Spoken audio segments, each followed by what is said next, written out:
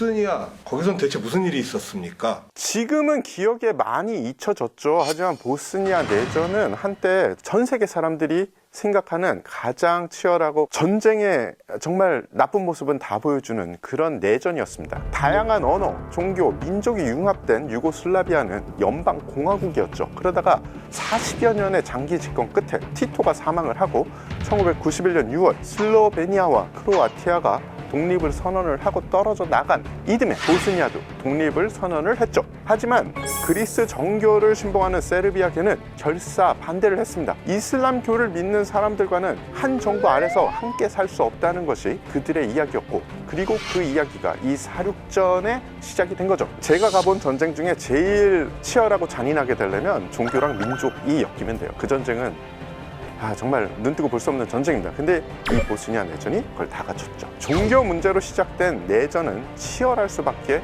없는 것입니다. 내전이라고 부를 만큼 그 지역 안에서의 전쟁인데 여기에 미군이 왜 개입을... 보스니아 독립을 반대한 보스니아 세르비아계는 보스니아 내 이슬람 교도에 대한 인종 청소를 무자비하게 자행을 했습니다. 이 갈등이 극심해지자 서방 국가들은 UN 보스니아 평화유지군과 나토군을 파견해서 서로의 갈등을 조금이라도 해결해 보려고 노력을 했습니다. 또 질문해 주실 줄 알았는데 아니에요. 노력을 했는데 어떻게 됐을까요? 보스니아 다수 지역을 장악한 세르비아계는 협상을 하지 않았고요. 유엔이 보호하는 주요 도시를 포위하고 폭격을 가해서 큰 피해를 입히게 됩니다. 결국 나토는 주요 도시 외곽의 세르비아계 야포 진지 혹은 포병 진지 전략적인 목표물에 대해서 제한적인 공습을 실시를 했고요. 나토군의 항공기들은 비행 금지 구역에서 정기적인 순찰을 계속하게 됩니다. 왜냐? 그들도 항공 전력이 있었거든요. 그래서 항공 전력을 이용해서 전투 행위를 하니까 그 행위를 못하게 정기적인 순찰을 한 거죠. 교전 상황이 발생할 수 있는 상황이 된 거죠? 그렇죠. 지상에서는 교전 상황이 계속 발생을 하고 있었고요. 많은 분들이 알지는 못하지만 심지어 이 내전에는 미국의 최정예 특수부대인 델타도 파견돼서 지상에서 많은 작전을 하고 있었습니다. 그런데 공중에서도 사건이 발생을 합니다. 보스니아 바라루캇 인근에서 미 공군 F-16의 본격적인 공중전이 발생하게 돼버린 거죠. 로버트 라이트 대위의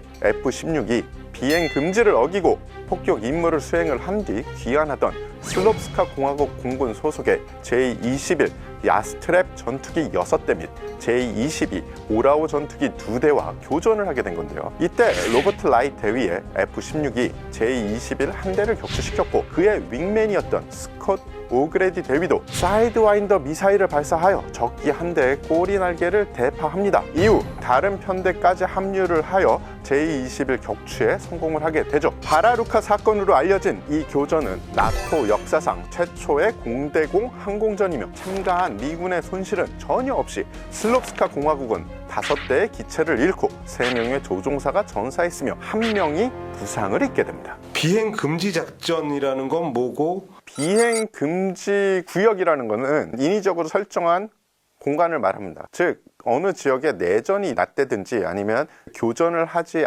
않아야 되는 지역이 있다면 그 상공에다가 비행 금지 구역을 설정을 하게 되죠. 보통 전쟁은 양측이 하겠죠.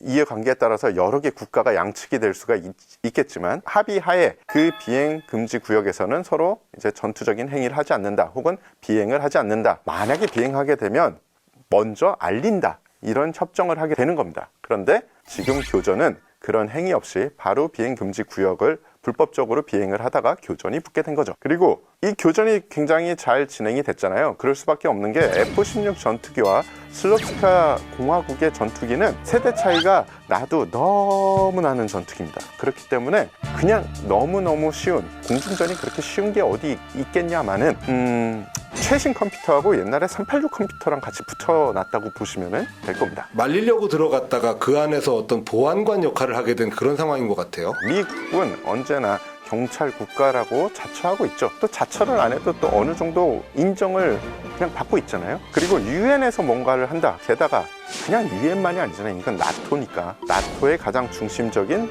미국이 개입을 안 할 수가 없게 된 거죠. 그런데 그 와중에 오그레디 조종사가 추락을 하게 되는 사건이 벌어졌다.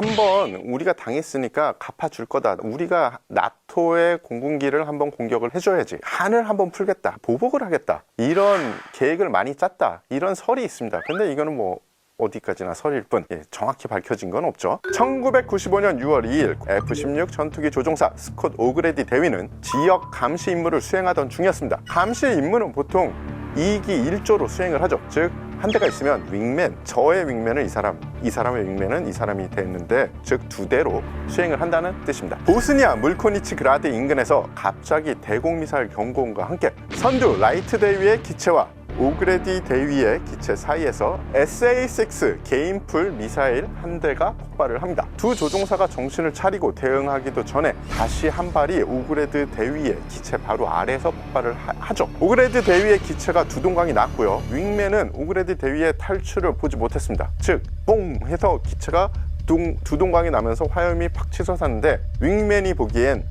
탈출을 했는지 탈출하지 못했는지 낙하산을 보지 못했다는 이야기가 되는 거죠. 나의 동료의 탈출 행사를 알 수 없는 그런 상태가 된 겁니다. 만약에 죽었으면은 순간적으로 죽었을 거고 전사를 했을 거고 사출을 했으면 사출하면서 통신하지는 못하거든요. 근데 F-16 전투기면은 그래도 당시로 치면 상당히 최신 기종이었었을 텐데 당시 오그레디 대위가 탑승한 F-16은 F-16C 기종으로 1984년부터 미 공군에 배치가 되기 시작한 기체입니다. 가장 큰 특징은 항전 장비를 향상시키고 AN/APG-68B 레이더를 장착해 적기를 더 원거리에서 격추할 수 있는 스페로 미사일과 알람 공대공 미사일의 능력을 충분히 발휘할 수 있게 되었습니다. 그리고 AGM-65 매버릭 미사일을 효과적으로 운용할 수 있게 되어 본격적인 대지 공격 능력 역시 매우 향상된 전투기가 되는 거죠. 근데 그럼에도 불구하고 그 지대공 미사일을 탐지하지 못한 상황이 된 건가요?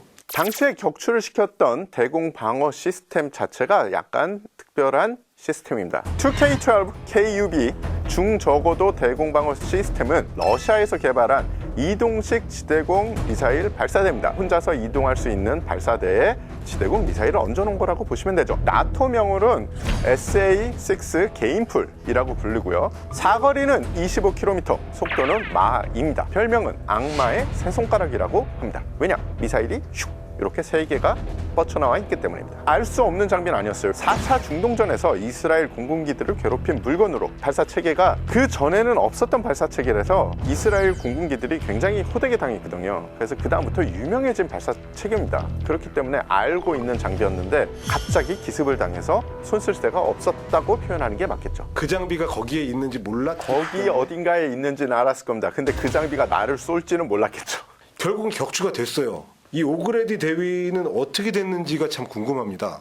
나토군은 닷새가 지나도록 조종사의 생사조차 알 수가 없었고요. 대위의 구출은 거의 절망적인 상태였습니다. 하지만 오그레디는 살아있었죠. 이 전투기가 폭발을 하면서 사출 자석을 이용해서 성공적으로 탈출을 했어요. 윙맨이 못 봤다 뿐이지 낙하산도 성공적으로 펴졌습니다. 이 낙하하는 도중에 그를 추격 중인 병사들을 발견을 했죠. 오그레디는 낙하산을 숨기고 생존 장비를 챙겨서 숲으로 달려갔습니다. 그의 목숨은 17일간 받았던 생환 교육에서 익힌 생존술과 13kg의 생존백 안에 든 생존 장비에 의존해야 했죠. 그는 벌레를 잡아먹고 빗물을 마시면서 이 장기전에 대비를 했습니다. 또 낮에는 숨어 있다가 밤이 되면 무조건 산꼭대기를 향해 기어 올라갔습니다. 하지만 적들은 끊임없이 오그레디를 찾기 위해서 수색을 계속합니다. 왜 우리가 안 하고 적도 아는 거죠. 제일 전설적인 작전은 삐삐 같은 게 있다고 생각하시면 돼요. 까불면 죽는다. 고독감이라고 이야기를 합니다. 오그레디 작전입니다.